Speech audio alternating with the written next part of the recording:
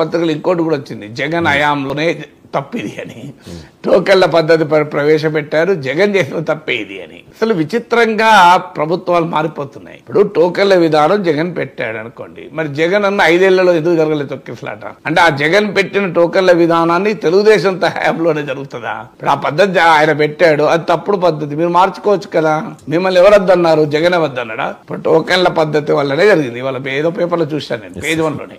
So ఆ జగన్ టోకెన్ల పద్ధతి ఈ కుంపు ముంచింది, జగన్ హయాంలోనే దీన్ని ప్రవేశపెట్టారు. అంటే ఈ ఆంధ్రప్రదేశ్ లో కూటమి ప్రభుత్వానికి ఒక అలవాటు ఏమైందంటే, విద్యుత్ ఛార్జీలు పెరిగినాయి జగన్ హయాంలోనే, ఆఖరికి తిరుపతిలో తొక్కిసలాట కూడా జగన్ హయాంలో. అంటే మరి 5 ఏళ్ళు అప్పుడెందుకు జరగదు, ఇప్పుడు ఎందుకు జరిగింది? ఆ ప్రశ్న అనివార్యంగా వస్తుంది కదా. జగన్ హయాంలో చేసిన పొరపాట్ల వల్ల అయితే అప్పుడే జరగాలి కదా. సో మరి పోనీ మీరు నిజమే అనుకుని మీరు మార్చేసుకుని ఉంటారు, ఎవరు వద్దన్నారు? ఎందుకంటే ఆంధ్రజ్యోతి తెలిసినప్పుడు చంద్రబాబు నాయుడు తెలియదా? ఇప్పుడు ఇవాళ అన్ని పత్రికల్లో వచ్చింది అయితే చరిత్రలో ఇదే మొదటిసారి. ఆంధ్రజ్యోతి కథనం ప్రకారం 2022 నుంచి జరుగుతున్నదని. మరి 2020 నుంచి తొక్కిసలాట జరుగుతుంటే ఈ ప్రభుత్వం ఎందుకు దాన్ని మరి మార్చలేదు? సో దీనికి ఆన్సర్ చెప్పాలి కదా. తెలిసి కూడా మీరు చర్యలు తీసుకోలేదంటే అది ఇంకా క్రిమినల్ నెగ్లిజెన్స్ అవుతుంది.